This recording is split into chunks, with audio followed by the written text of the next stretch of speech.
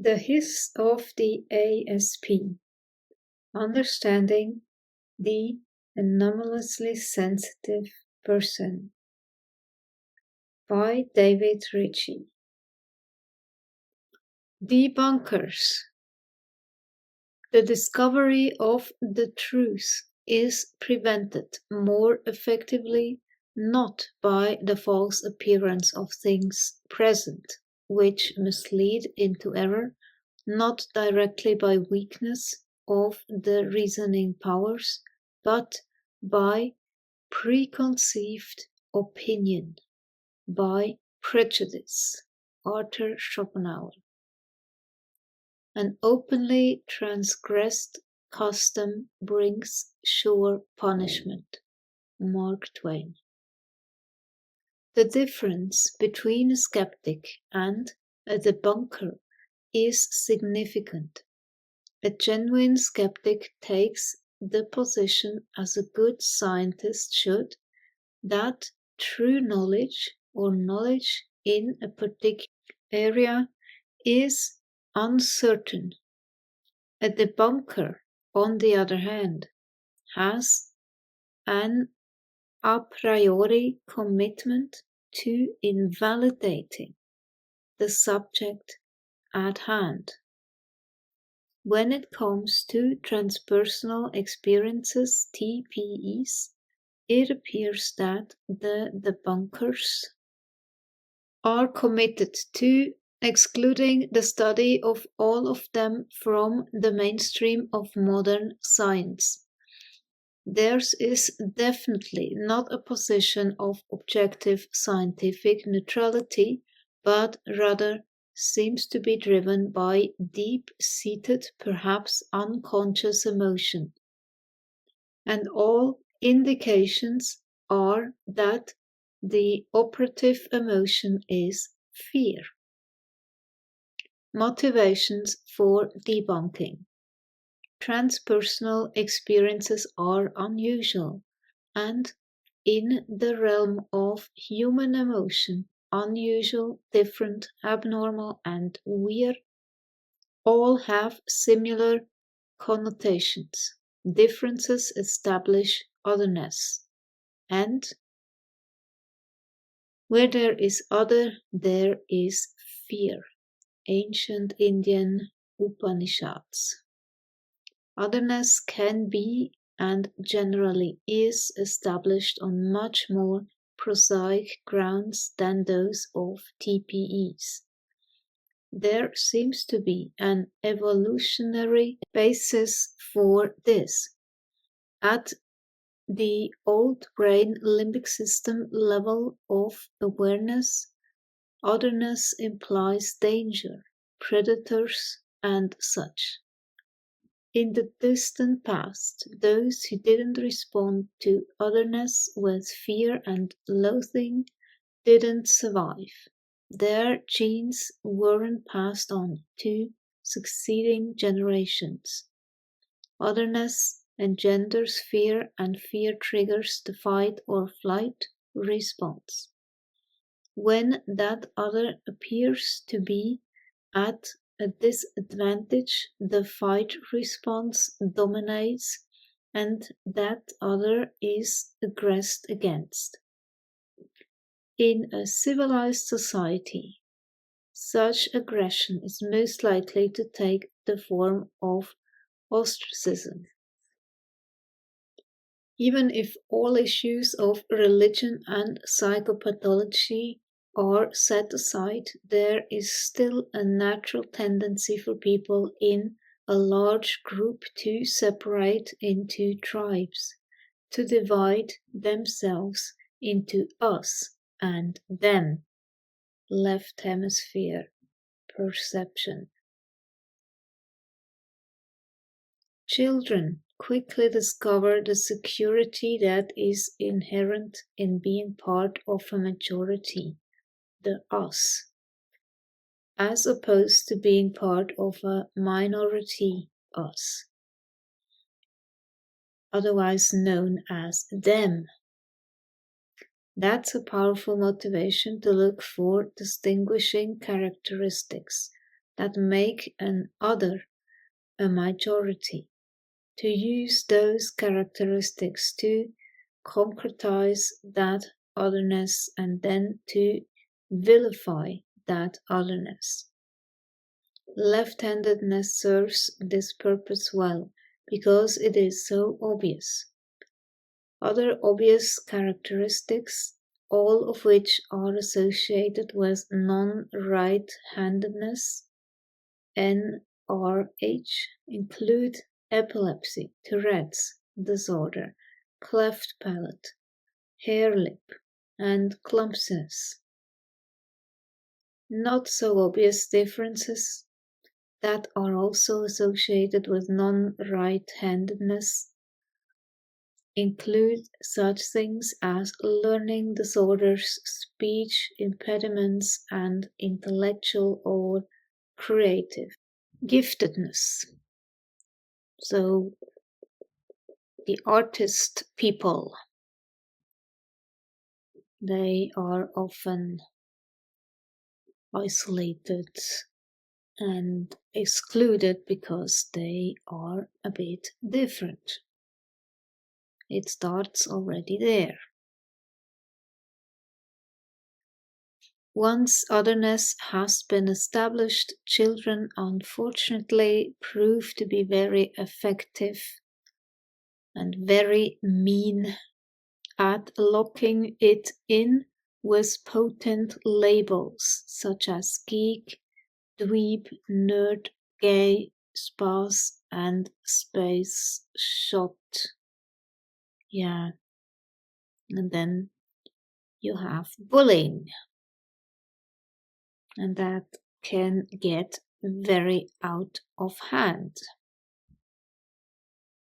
and be a trauma for life for the one that experienced the bullying.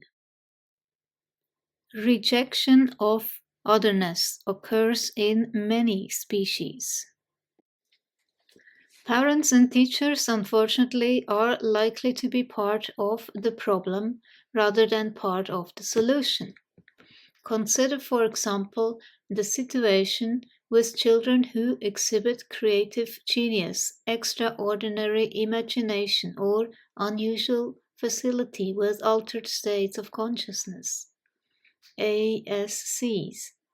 In Western society, adults are uncomfortable with and at a loss as to how to deal with non-rational, non-objective, non-materialistic thought.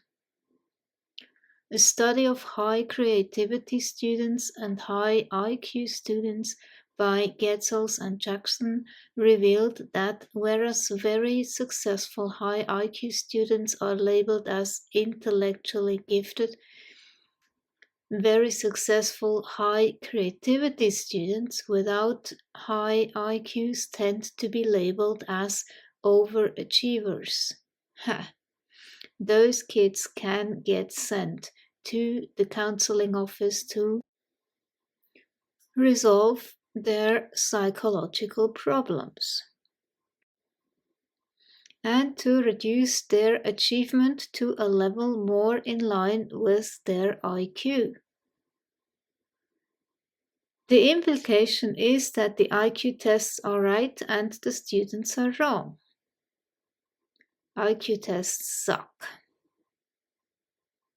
They don't tell you anything about a human being.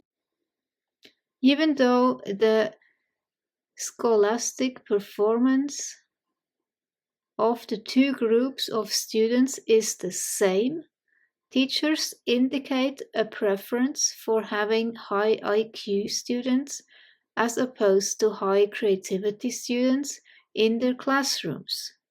Yeah, I for sure was at the receiving end of that. And it sucks. In the same study, parents, when asked to define the gifted child, ranked highest the characteristics of creativity, IQ, and goal directedness. When asked to define the child they wanted in their family, they ranked highest the characteristics of emotional stability, adjustment, moral character, and the ability to get along with others, conformity. The creative, intuitive child clearly cannot win a popularity contest in the classroom, indeed. On the playground, nope. Or at home. If you are different, yeah, then you are the problem, not society who wants everybody to be the same. Nobody blames this stupid idea, this indoctrination into Western society. If you cannot conform, you are the problem. Something is wrong with you, not society. So nobody has your back. You never feel heard, seen, understood, and accepted. You always get the feeling that something is wrong with you and that you have to fit in. And that does a number on you until you stop wanting to fit in, until you realize it is this Western societal model that is wrong. The rules are wrong, as Arya Stark says to Sansa in Game of Thrones.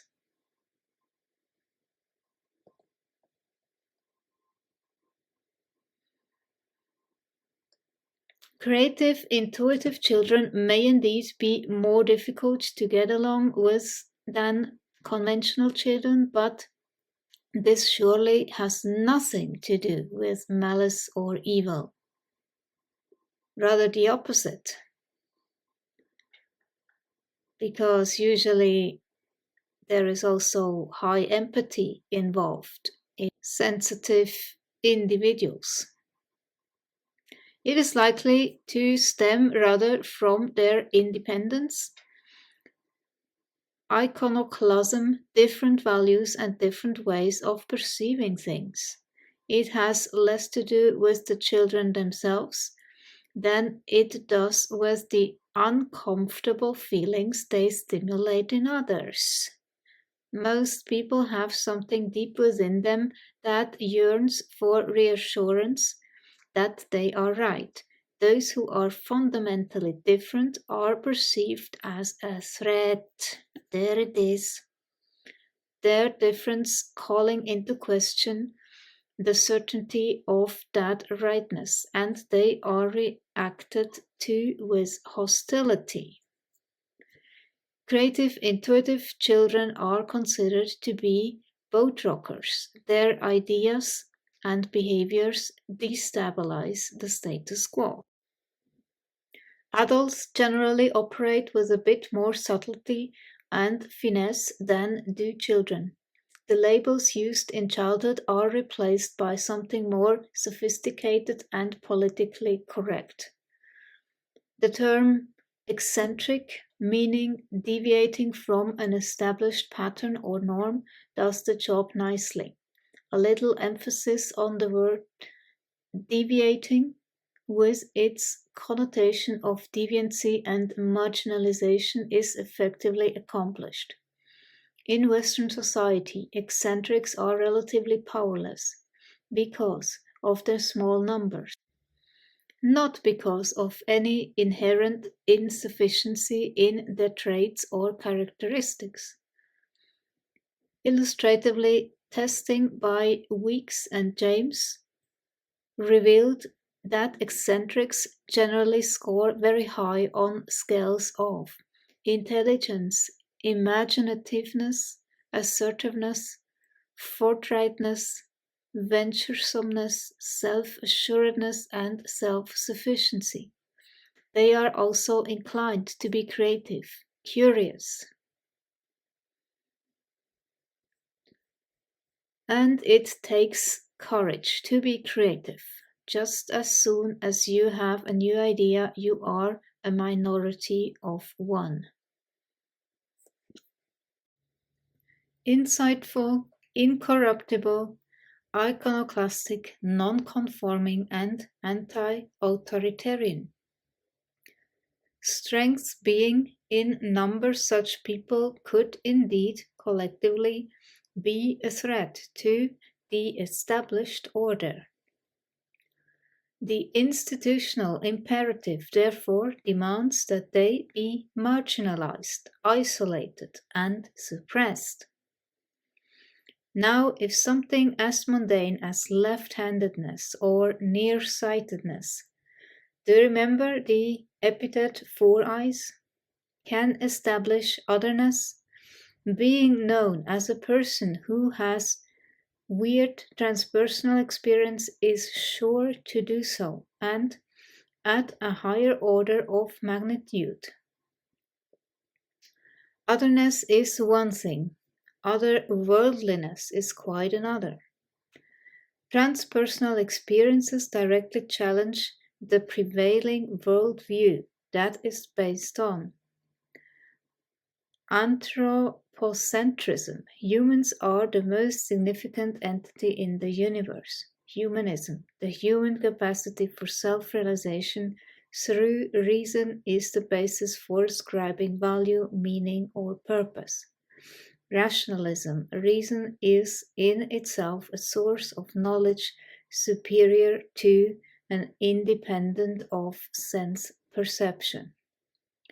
Mechanism, natural processes, as in life, are mechanically determined and capable of complete explanation by the laws of physics and chemistry. And materialism, physical matter is the fundamental reality, and the highest values lie in material well-being and in the furtherance of material progress. In the past, when the Church was society's dominant belief-shaping institution, the punishment it meted out was a loss of life by burning at the stake.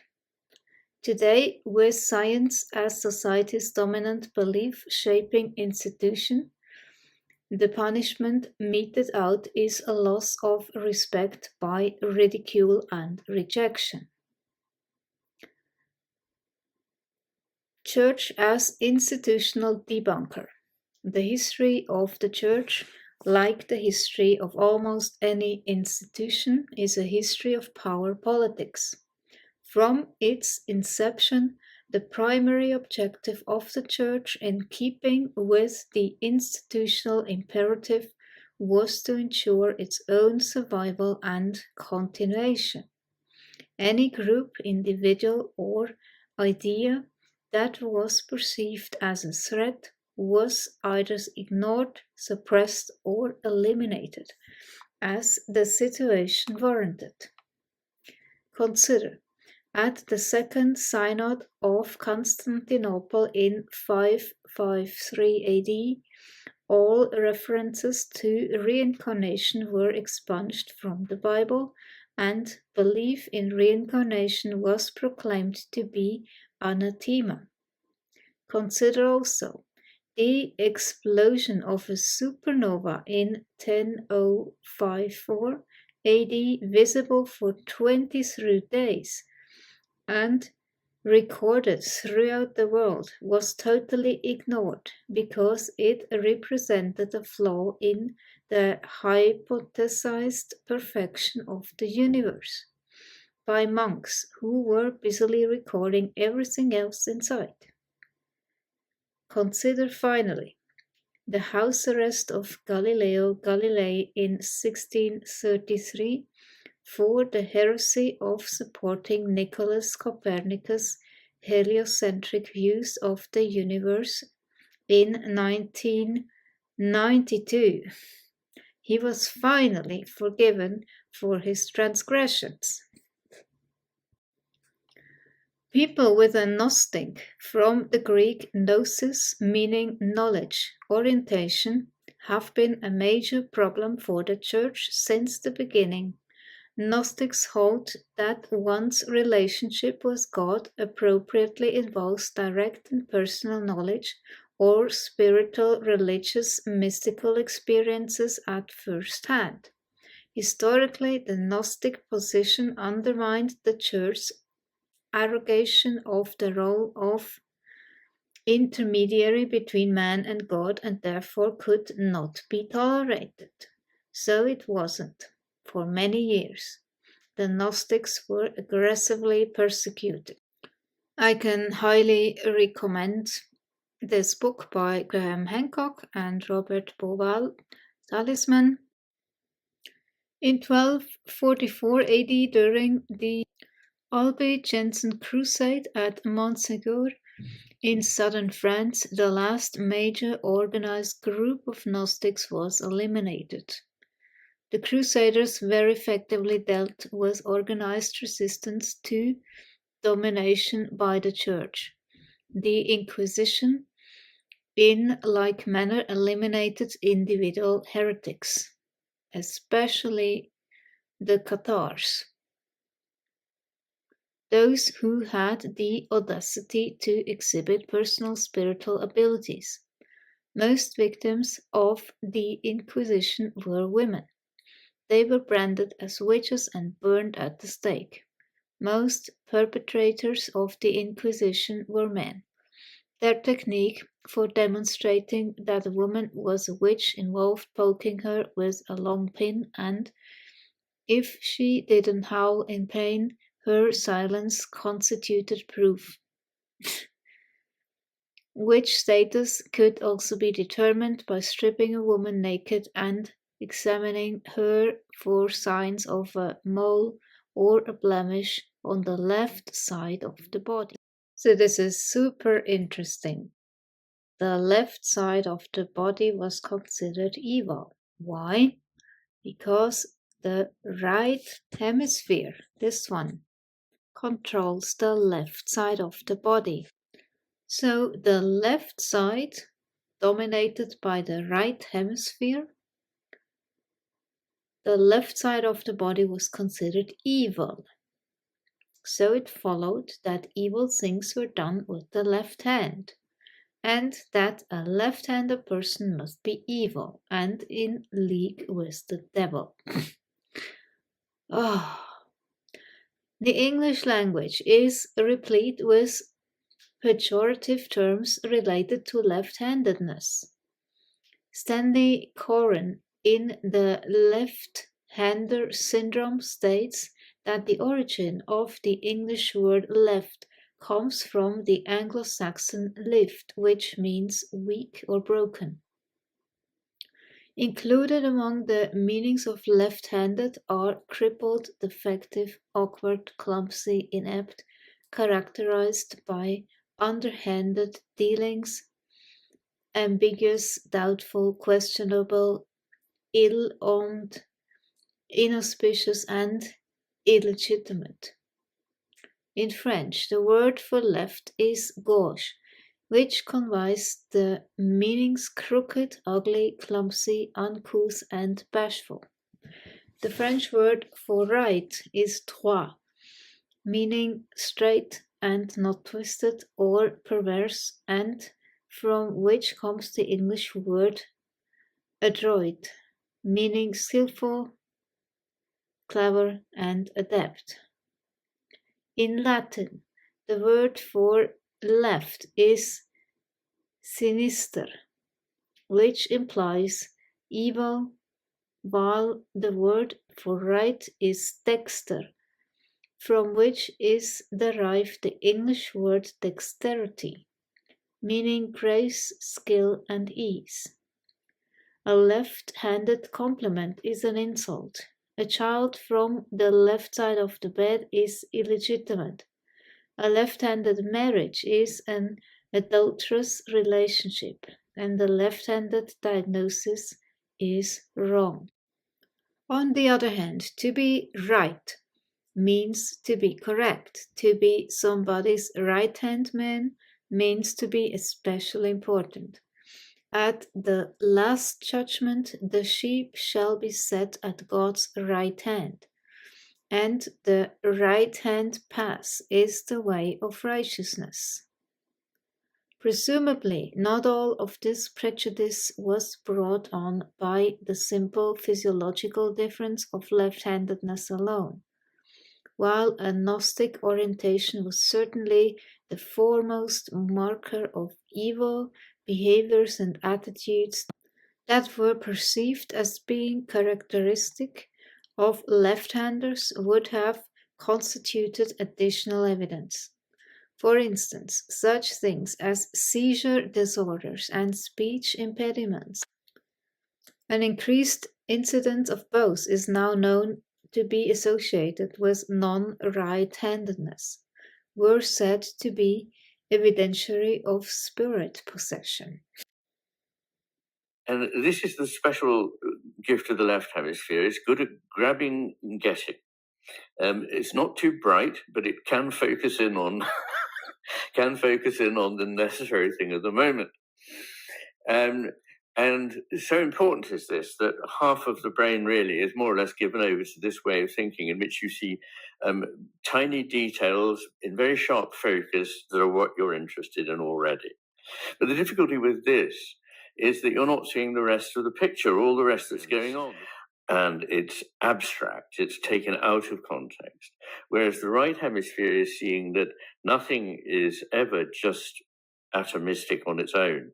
What it is depends on the connections, the relations it has with everything else, including the context in which it lies. So the context changes everything. And one of those contexts is the body.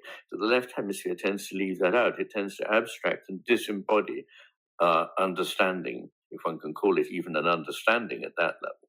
Whereas the right hemisphere sees that to understand the world properly, you have to see that we are embodied creatures, we have emotions, we're not just a brain in a vat.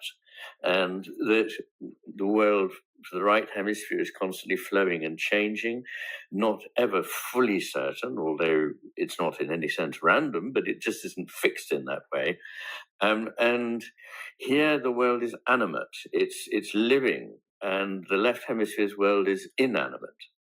Another important distinction, it might not strike you as terribly important immediately, but believe me, it is between the presence of something in the right hemisphere and the representation of it in the left hemisphere. So what I mean by that is that we are so used to categorizing and representing our experience that we probably don't notice that we substitute an image, an idea for the reality of what it is that's in front of us so quickly that we're not even aware of it. And what effectively happens is that the world, the complex living world with all its beauty and its meaning, is turned into a map which has neither beauty nor meaning but is useful. And the point about a map is the map is got very, very little in it. If it had too much in it, it would no longer be useful. So the left hemisphere's version of the world is like a map. It has just the bare bones, and the right hemisphere sees the complex whole.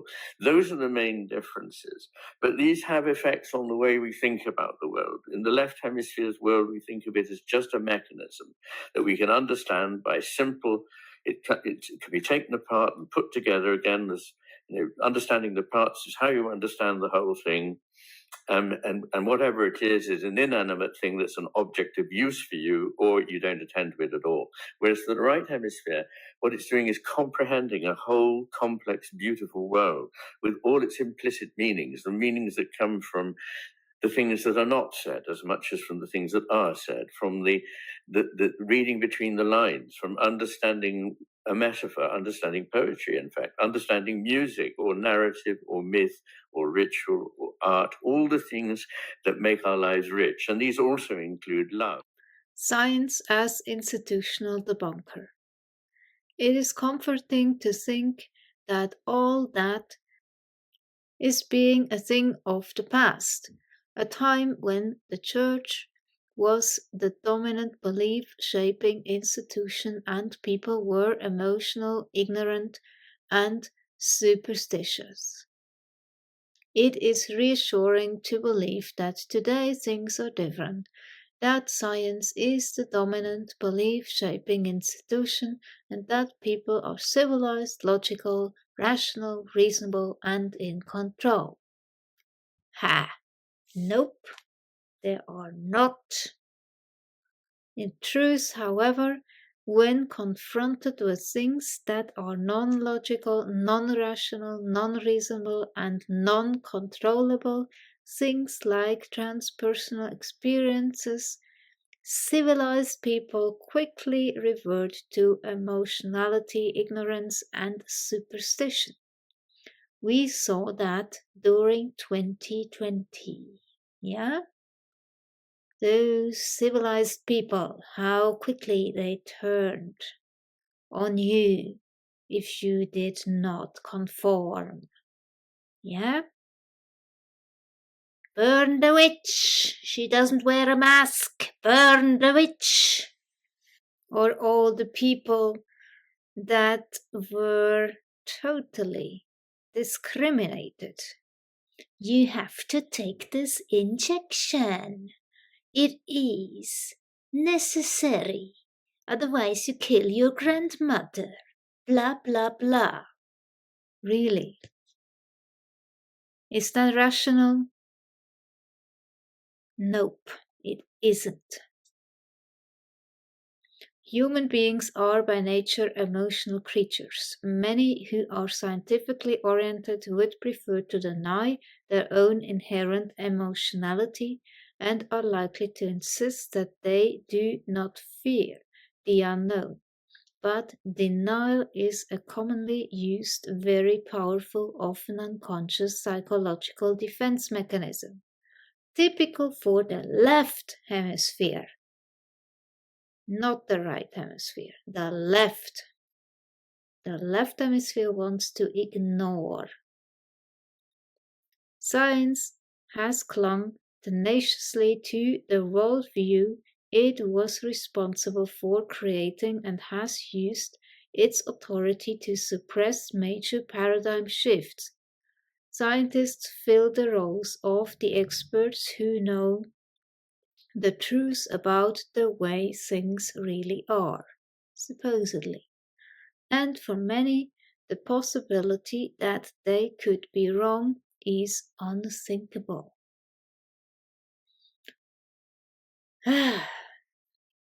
Authority is the greatest enemy of truth. Yep. Not only do they share often, without admitting so, all the fears of the common folk, they also have too much else at stake. The 4 Ps: power, prestige, position, and health, money. 2 countenance change. More than a few scientists are inclined to be driven by theory rather than by data. Data make them uncomfortable unless those data conform to an existing theory. Typical left hemisphere behavior. Such an approach, however, can lock them into a most disquieting pattern of circular reasoning. The phenomenon in question doesn't exist because our theories show that it can't exist, but the data demonstrates that it does exist, but the data must be wrong because we know that the theories are right. But we can't find the problem, but blah blah blah blah blah, and so on. Some historical facts that have fit this pattern are: the Earth is flat, the Earth is the center of the universe, rocks, meteorites can not fall from the sky because there are no rocks in the sky, gorillas and panda bears don't exist, germs don't exist, so hand washing by surgeons is unnecessary, heavier than air flight is impossible, and humans are physiologically incapable of running a 4-minute mile. Yeah, most men can seldom accept even the simplest and most obvious truth. if it be such as would oblige them to admit the falsity of conclusions which they have delighted in explaining to colleagues. Leo Tolstoy. Absent an encompassing accepted theory, the data are likely to be rejected, discounted, or ignored. Moreover, human nature being what it is, those who find themselves in the uncomfortable position to being confronted by data that undermine their theories will often use disconforming evidence to actually strengthen their beliefs and create rationalizations for the inconsistencies. Don't believe the results of experiments until they are confirmed by theory, Sir Arthur Eddington said with irony. Discomfort of this sort is called cognitive dissonance. There are three basic strategies for dealing with cognitive dissonance. 1. Change one's beliefs. 2. Apply pressure to those who present information that challenges one's beliefs. And 3. Value those who present such information. History has shown that scientists rarely adopt the first strategy.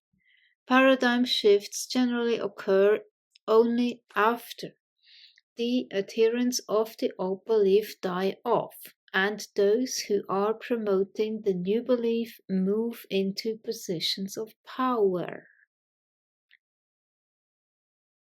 That leaves only options 2 and 3, and the tactics used in applying those options can at times be most unsavory. Ridicule, ostracism, ad hominem attacks and deception among them.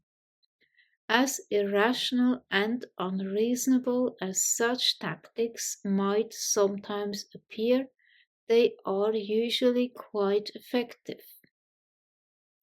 They instill fear in those who would challenge the status quo, and fear is a most effective weapon.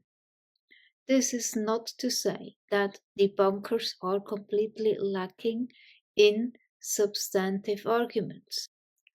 They have a couple that, at least on the surface, actually appear to be quite good. The overarching issue, then, will center on the fundamental nature of reality. Is there a single consensus reality, or are there multiple subjective realities? Are these experiences really real, or are they hallucinations? The majority, of course, gets to decide, and the majority will be represented by its dominant belief-shaping institution, the scientific establishment. The decision will most likely be made, however, not on the basis of science, but on the basis of emotions and/or politics, as usual. Chapter Summary. Otherness, which can be as mundane as left-handedness, can stimulate fear and trigger the fight or flight response.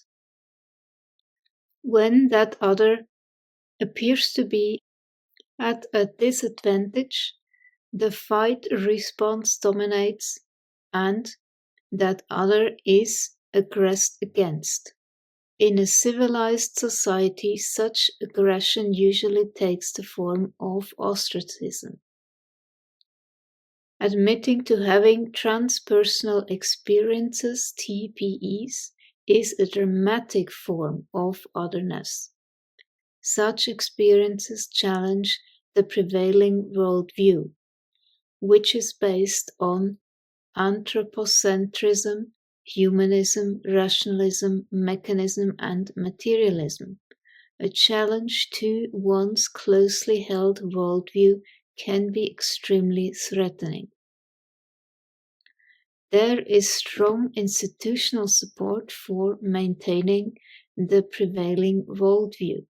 In the past, the Church was society's dominant belief-shaping institution. Today, science has taken on that role. Both institutions have a stake in debunking TPEs. Debunkers have an a priori commitment to invalidating all TPEs. The tactics of debunking often include ridicule, ostracism, ad hominem attacks, and deception. Using the fantasy-prone personality FPP theory to support their position, debunkers define highly hypnotizable persons as having fantasy-prone personalities and then argue that because such people have more transpersonal experiences than the norm, those experiences are by definition fantasies.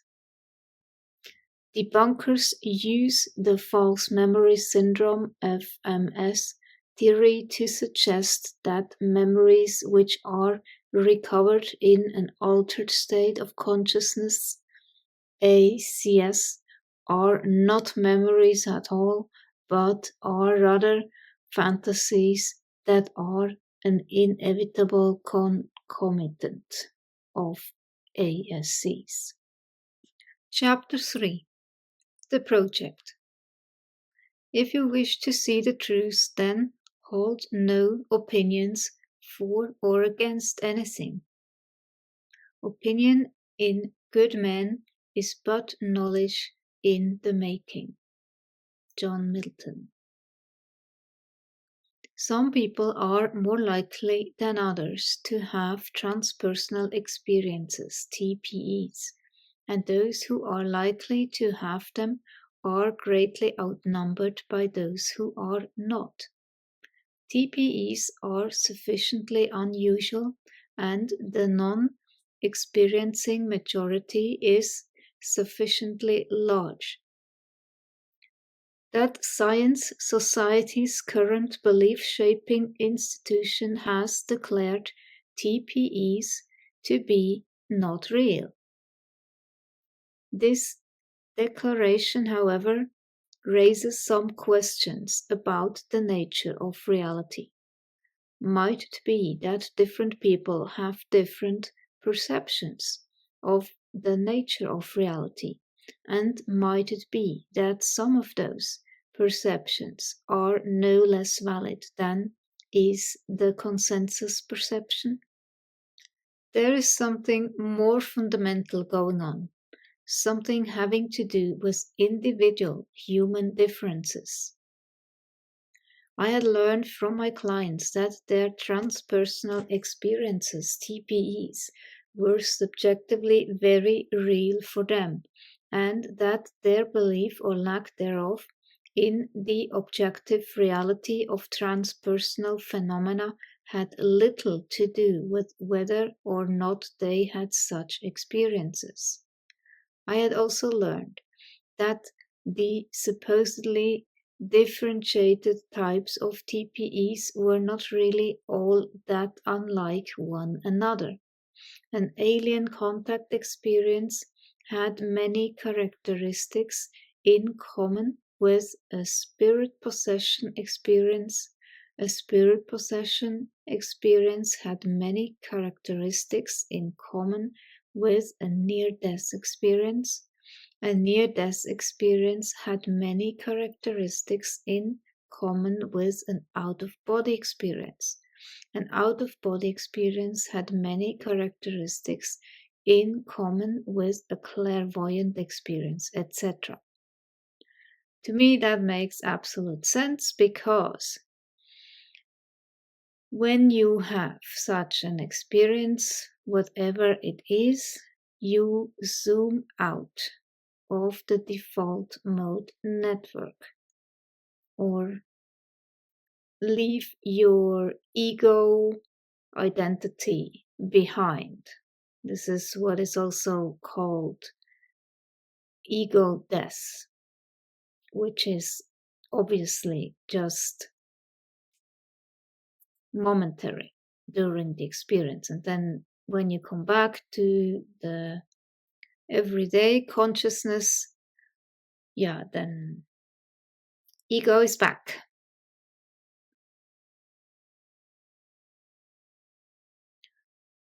And extrasensory perception experiences appeared to be associated in one way or another with all of them, rather than these being a host of separate and discrete experiences. It seemed that they might all be different facets of a single meta-experience, part of a larger encompassing whole, and that people who experienced one type of TPE were likely to experience other types as well. Again, common sense. It's all linked. If that were the case, a valid explanation for any one type of TPE would likely be valid for all other types of TPEs as well. On further reflection, it appeared that such variance in neurophysiological structuring, in addition to accounting for differences in transpersonal experiences and differences in altered states of consciousness, might also account for cognitive differences, emotional differences, and certain physiological differences, especially sensory and immunological differences, through the mind-body connection. What is more, it seemed likely that there would also be factors in the nature, biological, nurture, trauma and abuse having been shown to affect neurology and personality, temperament type preferences, realms that could predispose an individual toward manifesting those differences. The use of the word differences, however, presented a terminological problem because of its potentially pejorative connotation of otherness. The word sensitivities, ostensibly a value-neutral term, therefore appeared to be a better choice. Chapter 3 Summary. The consensus that transpersonal experiences, TPEs, are not real raises some questions about the nature of reality. Is there only one objective reality, or might there be other subjective realities? And if so, might the nature of those subjective realities be shaped by the states of consciousness in which they are experienced? The supposedly differentiated TPEs have many characteristics in common and might all be different facets of a single meta-experience. Differences in SOCs are perhaps neurologically based, and in addition to accounting for differences in TPEs, may also account for cognitive differences, emotional differences, and certain physiological differences. Moreover, factors of the nature, nurture, and personality sorts may predispose an individual toward manifesting those differences. The ostensibly value-neutral term sensitivities will be substituted for the more value-laden term differences. The ostensibly value-neutral term anomalous will be substituted for the more value-laden term unusual.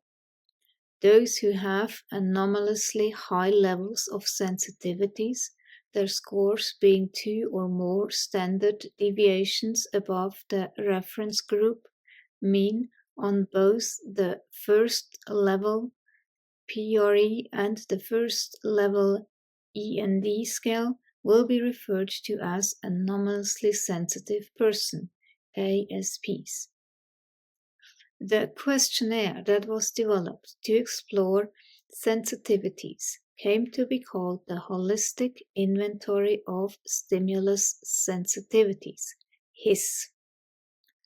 In the version used for this study, it consists of 221 questions. The scales used to score the H.I.S.S are divided into 3 first-level groupings: predispositions, PRE, toward sensitivities, indicators, IND, of sensitivities, and other, OTH, second-level scales.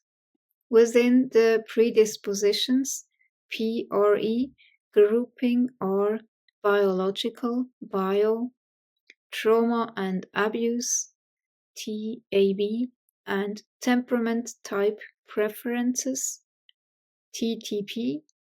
Second-level scales within the indicators, IND, grouping are physiological, PHS, cognitive, COG, emotional, EMO, altered states of consciousness, A.S.C, and transpersonal experiences, TPE. Second-level scales within the other OTH grouping are explanatory, EXP, and internal checks, CHK. Valid completed questionnaires were received from 295 subjects who are collectively referred to as the H.I.S.S reference group. Women scored higher on the H.I.S.S than did men. Other demographic variables associated with high H.I.S.S scores included non-right-handedness, hypopigmentation, being one of multiple births, and other than conventional sexual orientation. Correlations among the scores on the various H.I.S.S scales were very strong. In most cases, the probability of the chance occurrence was less than 1 in a trillion. Low scorers on the H.I.S.S far outnumbers high scorers. Chapter 4: Biological predispositions towards sensitivities. If the brain was so simple we could understand it, we would be so simple we couldn't. In England, the rule of the road is a paradox quite, both in riding and driving along. If you keep to the left, you are sure to be right. If you keep to the right, you are wrong. Yeah, it's kind of inverted. An enormously high score on the H.I.S.S biological bio predisposition scale is likely to be a non-right-handed, hypopigmented female who has an other than conventional sexual orientation and was born as one of a multiple birth. She would also be likely to report developmental learning disorders, developmental speech disorders, low body temperature, low blood pressure, chronic sinusitis, and chronic body pain. Very interesting. There are some of these that I can really relate to, but I'm not a left-handed person. However, I can do many things interchangeably, left or right, doesn't matter. Anomalous cerebral laterality. Geschwind and Galaperda's research explored the relationships found to exist between left-handedness, developmental learning disorders, immunological disorders, and a host of other phenomena. They hypothesized that a common factor, an anomaly in neurophysiological structuring they called anomalous cerebral dominance, underlay the connections. The concept of cerebral dominance has to do with which hemisphere of the cerebrum, the upper part of the brain, has primary responsibility for certain functions performed by the central nervous system. Neurological research into cerebral dominance issues has historically centered on dominance for handedness and dominance for language. Most people exhibit standard cerebral dominance in which the left hemisphere is strongly dominant for both handedness and language, the right hemisphere being dominant for other functions such as certain spatial and musical abilities, attention, and many aspects of emotion. Because motor control is contralateral, i.e., the left hemisphere controls the right side of the body and the right hemisphere controls the left side of the body. Right-handedness is much more prevalent than is left-handedness. Anomalous cerebral dominance in any pattern of cerebral dominance that differs from the norm. There is no specific cutoff point that defines a shift from standard to anomalous dominance. It is a matter of degree on a continuum. In standard cerebral dominance, the two cerebral hemispheres exhibit an asymmetry in size. Portions of the left hemisphere, especially in the area of the planum temporale, the upper surface of the back portion of the temporal lobe, are larger than are their equivalents in the right hemisphere, and the left sylvian fissure, which lies above the temporal lobe, is longer than the right. Approximately 30% of the population has some degrees of anomalous cerebral dominance. I'm definitely one of those. For them, a standard asymmetry is reduced, non-existent, or even occasionally reversed, and the corpus callosum, the bundle of fibers that connects the two cerebral hemispheres, is enlarged. And that means they get more interaction between the two hemispheres. That's what Aldous Huxley was talking about, the reducing valve. It usually just comes in drop by drop by drop, filtering out all of the other information that are considered unnecessary. But in some people, the filtration is lacking, so way more information is coming in. And I guess that must be because of the corpus callosum is enlarged. Right hemisphere dominance can come about as the result of 1. Genetic programming that creates a minor image of the dominance norm. This occurs in approximately 10% of people and is more common in women than it is in men. Number 2. Early and extensive damage to the left cerebral hemisphere for which the right hemisphere attempts to compensate.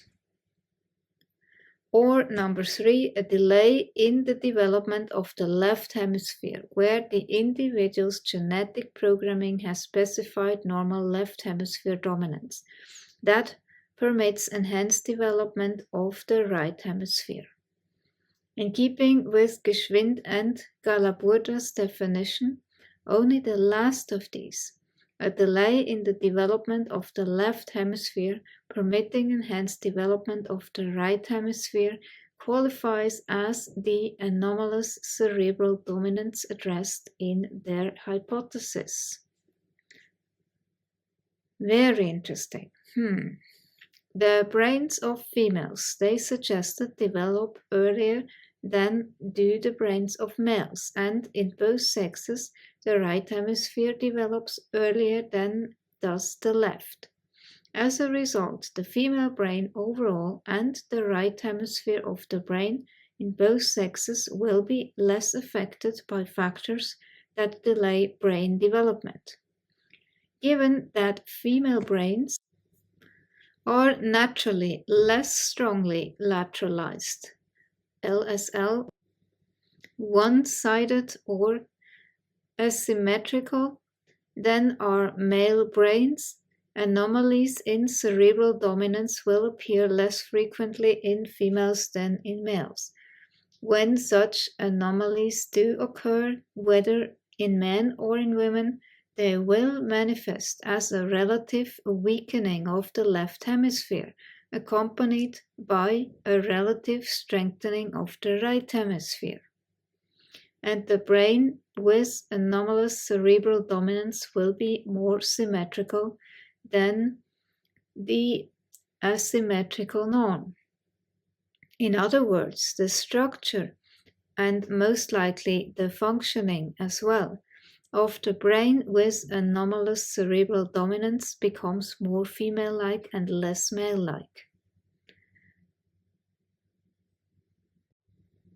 Since the neural substrate spaces for handedness are separate from those for language, and since the effects of developmental delays occur earlier and for a shorter period of time on the substrate for handedness than on the substrate for language, delayed left hemisphere development does not lead to a consistent and predictable shift in dominance. Dominance for either handedness, language, or both will be random.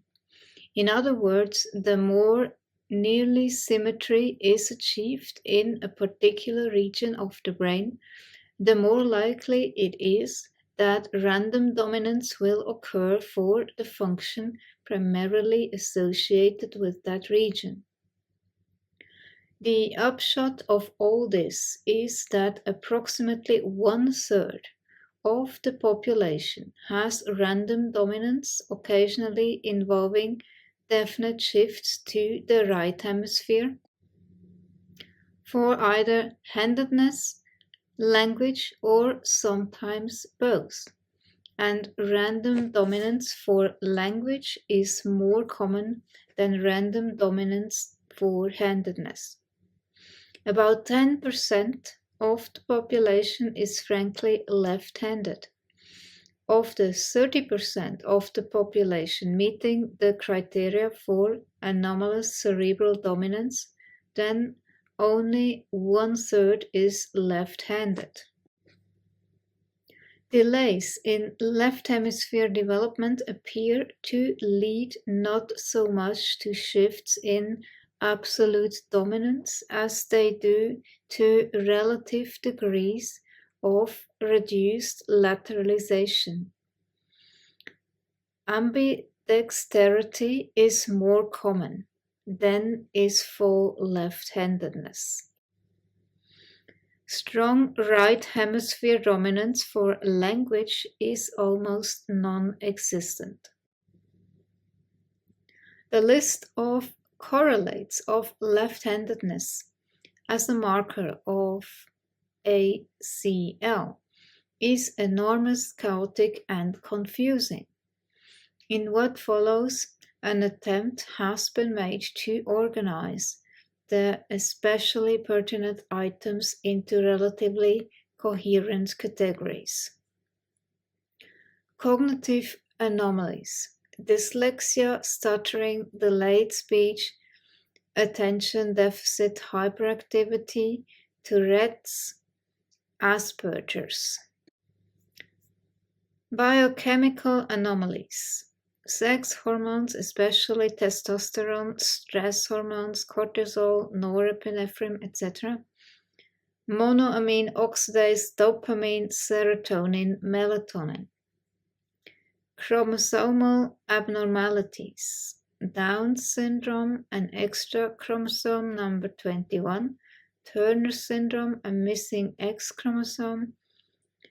Klinefelter syndrome, an extra X chromosome. Physiological anomalies. Neural tube defects, scoliosis, cleft palate, hair lip, hypopigmentation.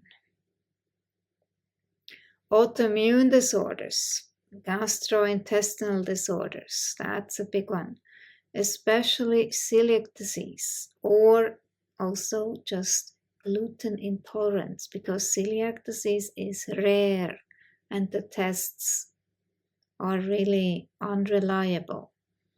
But so many people have gluten intolerance.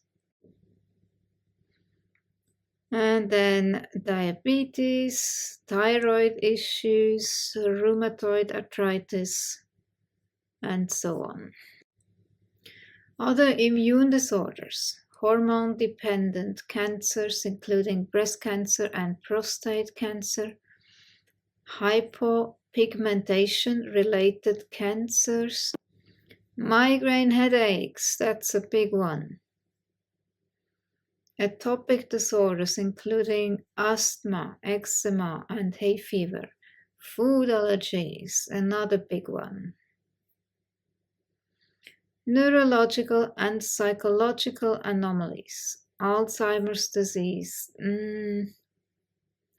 Well, so much can be fixed with the proper way of eating. So I'm not sure about that. But autism, of course.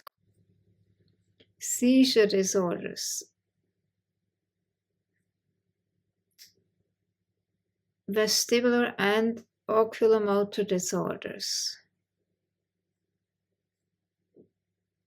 Dissociative disorders, including dissociative identity disorder, formerly called multiple personality disorder. Sleep disorders, memory disorders, heightened sensitivity to psychotropic drugs. I definitely have that. Those are the SSRIs, the benzos. I have serotonin syndrome-like symptoms, and that from a very small dose, which happened accidentally. Tryptophans. Those are migraine medications now being prescribed for migraines instead of ibuprofen. So for me, that's a no-no. Never again. Horrible experiences. Chemical dependence, including drugs, alcohol, and nicotine. High level of hypnotizability. Really? That's interesting. I'm rather the opposite. Enhanced talents and abilities. Creative giftedness, especially in art. I always said I'm an artist. You are just wired that way. That's what it is. So music also has a big influence on me. The melody or the lyrics, depends. But the melody must be right. And writing. Exceptional athletic abilities, especially in baseball, tennis, and fencing. Other special talents, especially in mathematics, nope, Nope, nope. Rather the opposite. Spatial relations and chess. Miscellaneous phenomena. Homosexuality, elevated incidence of childhood abuse. Yeah. Premature aging, accident proneness, decreased life expectancy, twinning, birth complications, including prematurity, low birth weight, minor anoxious instrument deliveries, breech birth, and RH incompatibilities, and anomalous birth patterns. According to the theory of anomalous cerebral laterality, ACL, the origins of most, if not all, of these elements lie at least in part in the biochemical realm. Anomalous hormonal influences, they stated, could also affect physiological and immunological development. The operative mechanism involves, in the earliest stages of embryonic development, a structure called the neural tube and its associated neural crest, and an anomalous hormonal environment can lead to anomalous migration of cells from these structures. High levels of intrauterine testosterone are associated with a number of factors, including maternal predispositions, advanced maternal age, season of conception, latitude of birth, birth order and parity, the number of children previously born, additional roles of the neural crest in the development of non-neural tissues show up in ACL by way of immune disorders and hypopigmentation. The distinction between hormones and neurotransmitters is a fine one. Technically, hormones produced primarily in the glands of the endocrine system are chemicals that help to regulate the functioning of cells throughout the body. Neurotransmitters produced primarily in the brain are chemicals that help to carry signals across neuronal synapses. For the sake of simplicity and convenience in this discussion, the distinction between the two will be deliberately blurred and the term neurohormones will be used. Neurohormones can be thought of as hormones that are produced by or act upon nervous tissue. Melatonin is one of them. The neurohormone melatonin is often confused with the pigment melanin, but they are different compounds.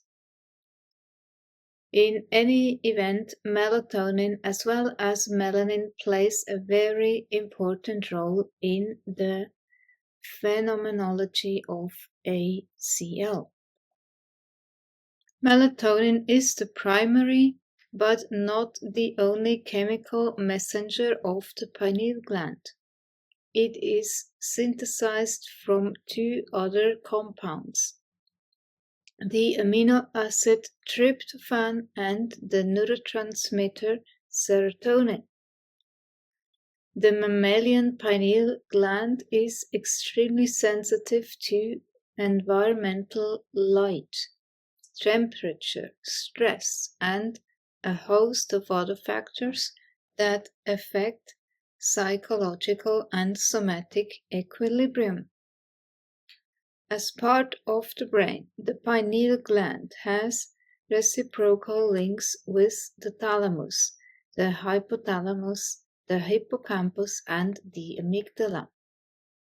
As part of the endocrine system, the pineal gland has reciprocal links with the pituitary gland, located deep within the brain, the thymus gland, located in the chest, the thyroid and parathyroid glands located at the base of the neck, and the adrenal glands located on top of the kidneys, as well as the reproductive organs and the pancreas. Light inhibits the synthesis of melatonin and darkness enhances it. There is an inverse relationship between the production of melatonin and the production of serotonin.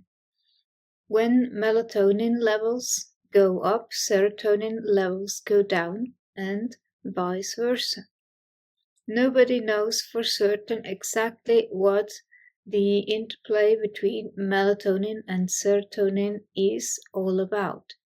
One researcher might argue that a high level of melatonin is responsible for a given phenomenon, while another might claim that a low level of serotonin is responsible. It makes sense, therefore, to speak more loosely of the melatonin-serotonin relationship. This relationship appears to be a key factor in emotional sensitivities and in altered states of consciousness sensitivities, and thus in transpersonal experiences sensitivities as well. The melatonin-serotonin relationship, by way of pineal gland's reciprocal links with other organs, has an important place in 1. Bodily communications, i.e., the homeostasis of both the endocrine and the neurotransmitter systems, 2. Bodily rhythms, i.e., the sleep-wake cycle and other cycles, and 3. Immune system responsiveness. These 3 factors all have significant implications for the aging process. Some researchers have suggested that a decreasing level of melatonin informs cell DNA that the body is aging, and actually contributes to the manifestation of various indicators of the aging process. As a result, in the mid-1990s, melatonin became the hot nutritional supplement. Elevated levels of stress hormones, cortisol, norepinephrine, etc., are another neurohormonal factor associated with anomalous cerebral laterality.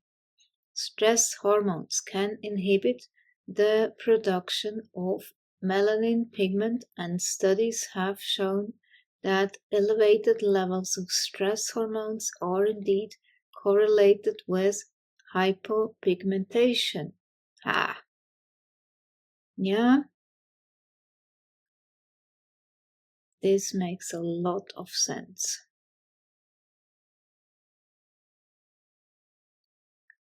Moreover, stress hormones have been shown to be immunosuppressive, and there are a number of illnesses, e.g., peptic ulcers, ulcerative colitis,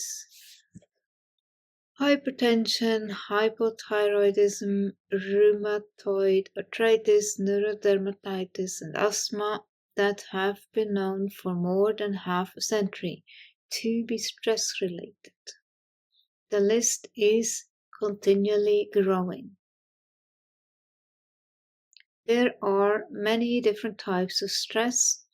All of them can stimulate the production of stress hormones. Norman Shealy, in his book Sacred Healing, suggests the following categories of stress: physical stress, including cuts, fractures, fatigue, and excess heat or cold; chemical stress, including drugs, alcohol, nicotine, caffeine, and food additives; electromagnetic stress, including radios, televisions, telephones, computers, microwaves, and power transmission lines, mental stress, including worry, frustration, and confusion, emotional stress, including fear, guilt, anger, anxiety, and depression, spiritual stress, including moral, existential, and transpersonal challenges. Chapter Summary. Research by Geschwind and Galaburda explored relationships that exist between left-handedness, developmental learning disorders, immunological disorders, and a host of other phenomena.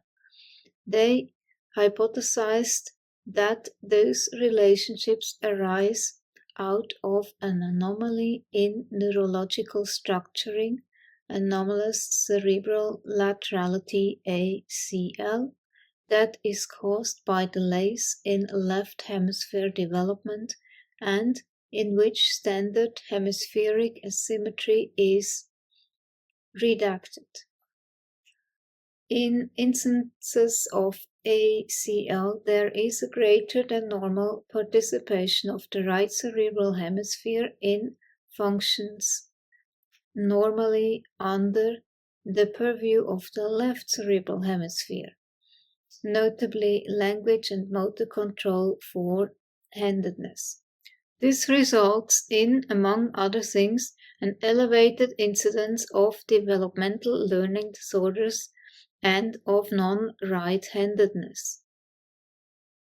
ACL is a special instance of a brain that is less strongly lateralized, LSL, than the norm.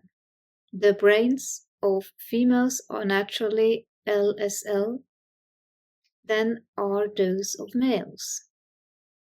But anomalies in cerebral laterality appear more frequently in males than they do in females.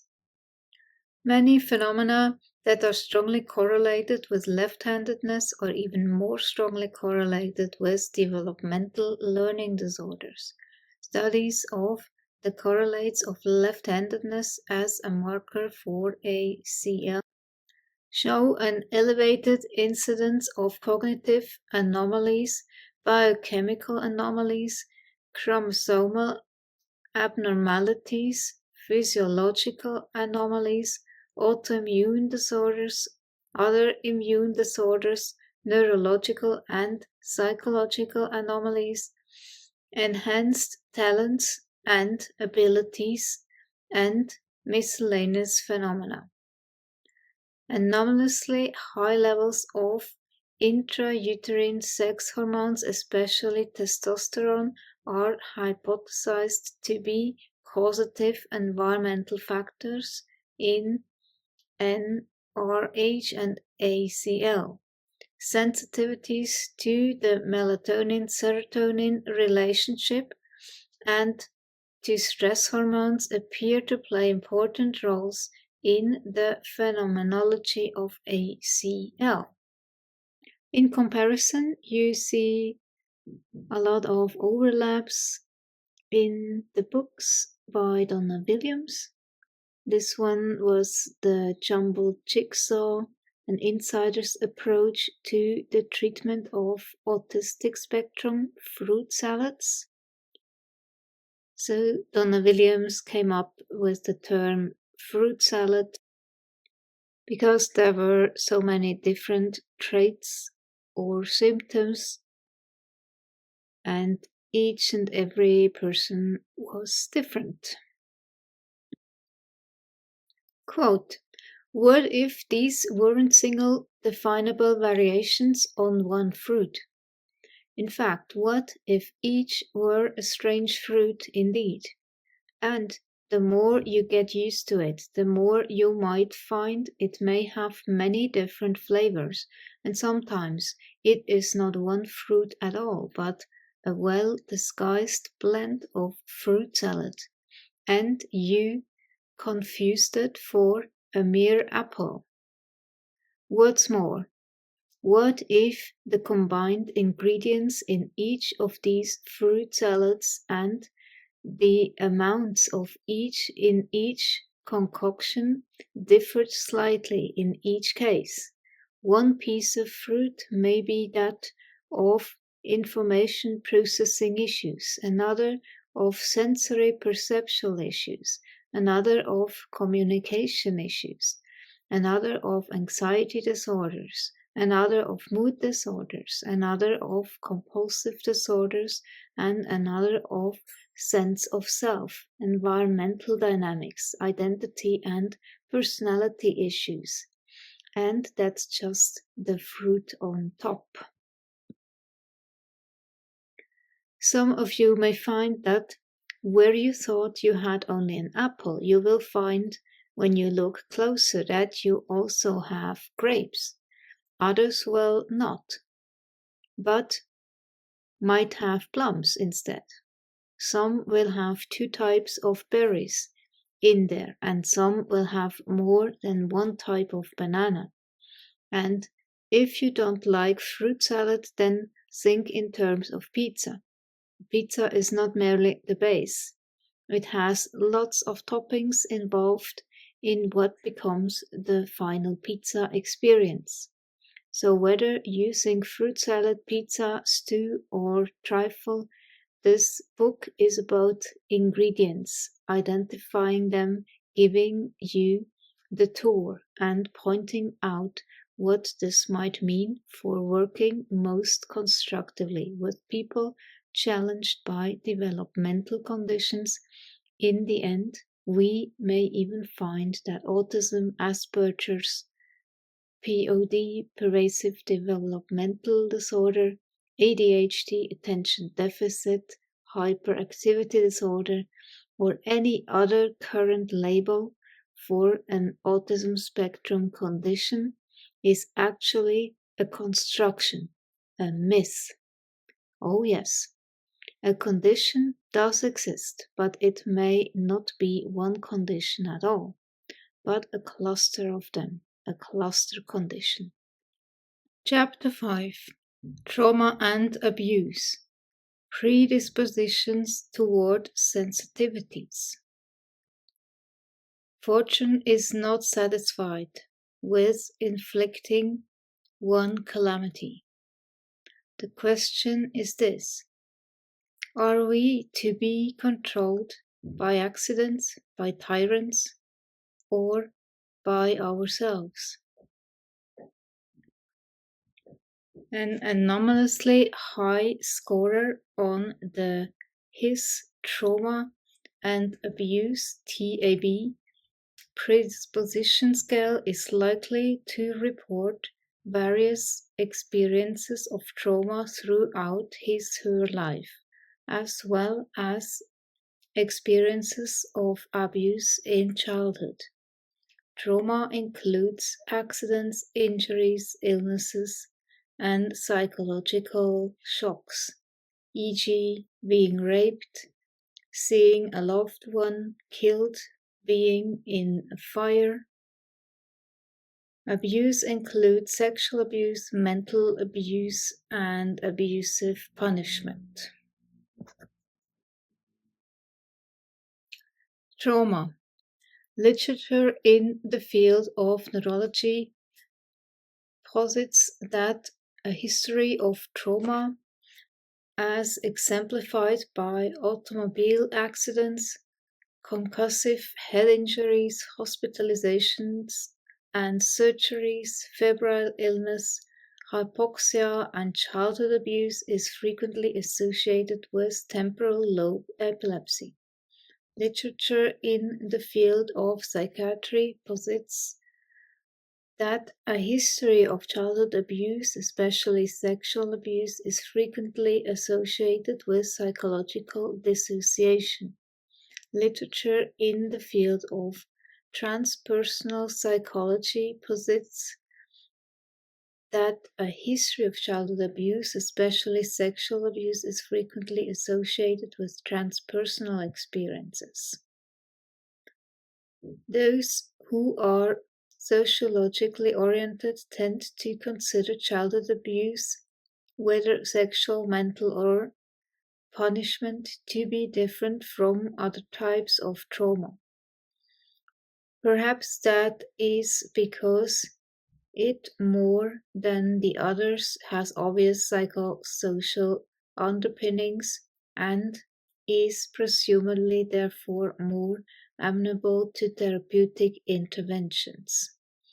From a neurological perspective, specifically that of temporal lobe epilepsy, however, trauma is trauma. I agree. A childhood abuse is simply one subset of trauma. Psychological dissociation presumably involves altered state of consciousness, A.S.Cs.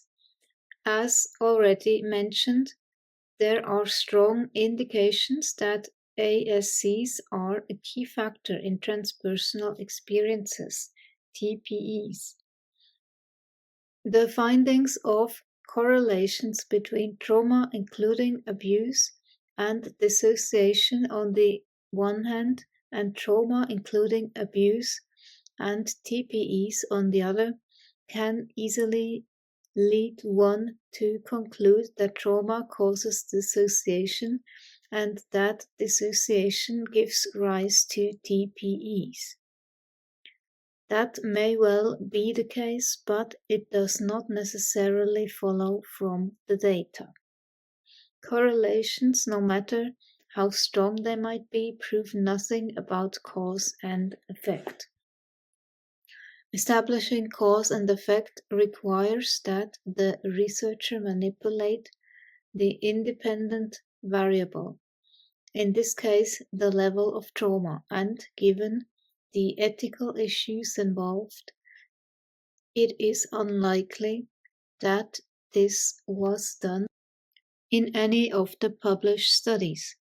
Based on the available data, one could argue that transpersonal experiences cause dissociation and then make a case for dissociative behaviors, setting the stage for trauma and abuse, perhaps by signaling a vulnerability. That explanation, seemingly blaming the victim as it does, is potentially incorrect and probably wrong as well, but there is nothing in the available data to suggest otherwise. Dissociation. The Diagnostic and Statistical Manual of Mental Disorders, 4th edition, DSM-4, definition of dissociation is a disruption in the usually integrated functions of consciousness, memory, identity, or perception of the environment. Similarly, Bennett Brown, in his Basque model, defines dissociation as a process whereby an individual separates behaviors, affects, sensations, and or knowledge from the mainstream of waking consciousness. Despite a warning in the DSM-4 that dissociative states are a common and accepted expression of cultural activities or religious experiences in many societies, and dissociation should not be considered inherently pathological, dissociation is generally assumed to be evidentiary of significant psychological problems. One author, for example, states, except when related to brain injury, dissociation always seems to be a response to traumatic life events. It's a survival response, of course. Given that the term dissociation is often used inappropriately to refer to any type of altered state of consciousness, of which there are many, that statement only serves to confound the issue. The potential stimuli for A.S.Cs are Multitudinous and varied trauma is just one of them. Despite the pathologizing spin frequently given to dissociation, Frank Putnam argues that it is both an intelligent and a creative survival strategy in that it serves to facilitate 7 major functions: automatization of certain behaviors, efficiency and economy of effort, resolution of irreconcilable conflicts, escape from the constraints of reality, isolation of catastrophic experiences, cathartic discharge of certain feelings, and enhancement of herd sense, e.g., the submersion of the individual ego for the group identity, great suggestibility.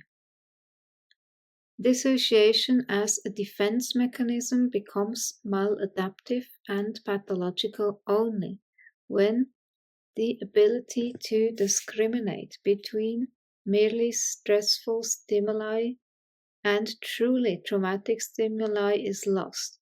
That is, when dissociation is mobilized unnecessarily as a disproportionately extreme response to stressors. One hazard using dissociation as a coping mechanism is that it is so effective, and those who dissociate often do not develop other useful defenses, such as denial, resistance, rationalization, or projection.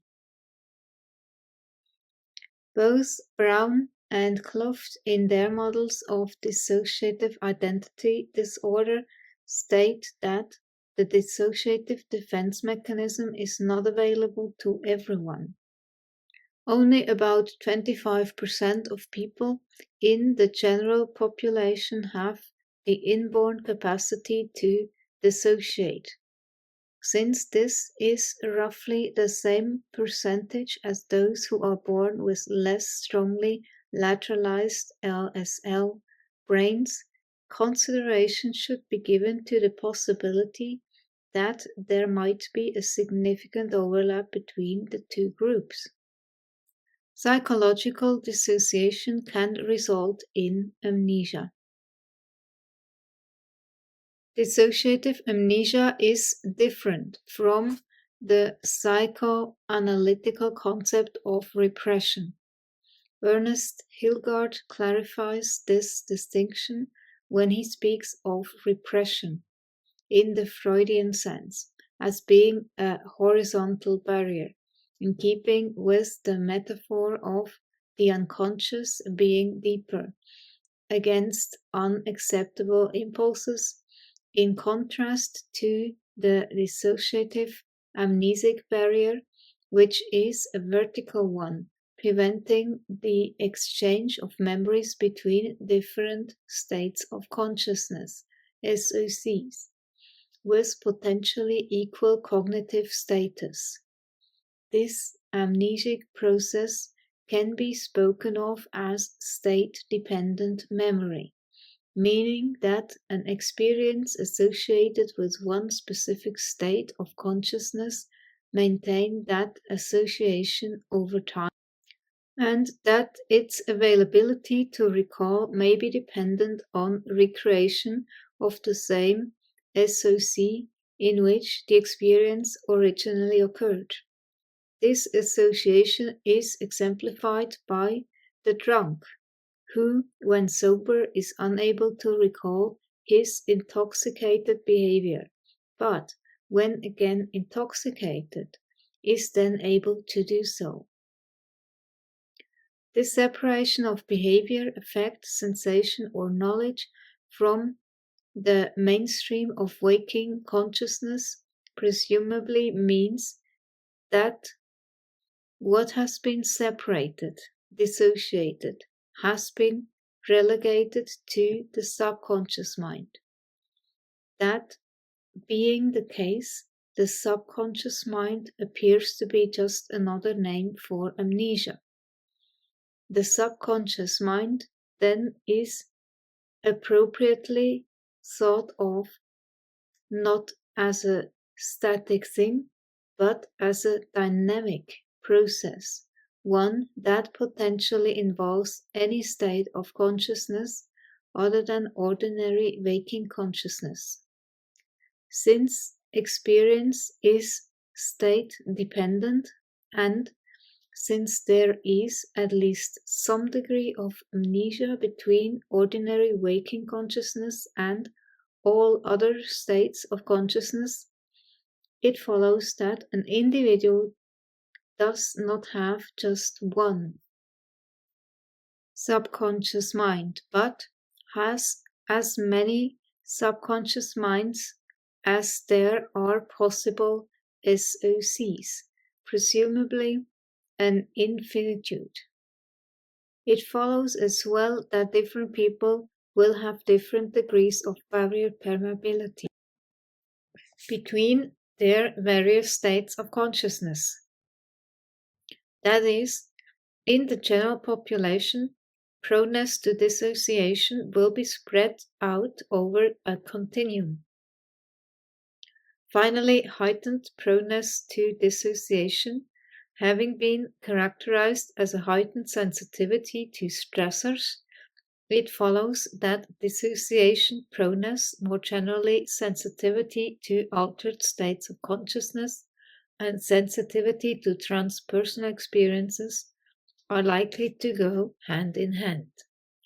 These connections are also demonstrated by the H.I.S.S data and are again central to the A.S.P hypothesis, but likewise within the pejorative spin.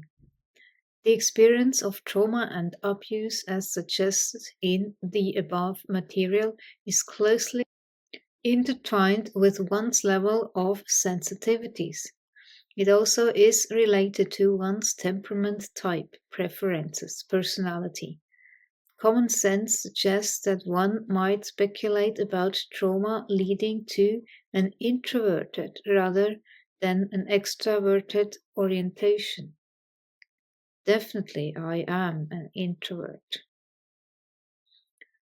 An intuitive rather than a sensate strategy for perceiving, and a feeling rather than a thinking strategy for judging. Cause and effect again being indeterminable from the data, however, it could be that these temperament type preferences are such as to set the stage by signaling a vulnerability for experiences of trauma and abuse.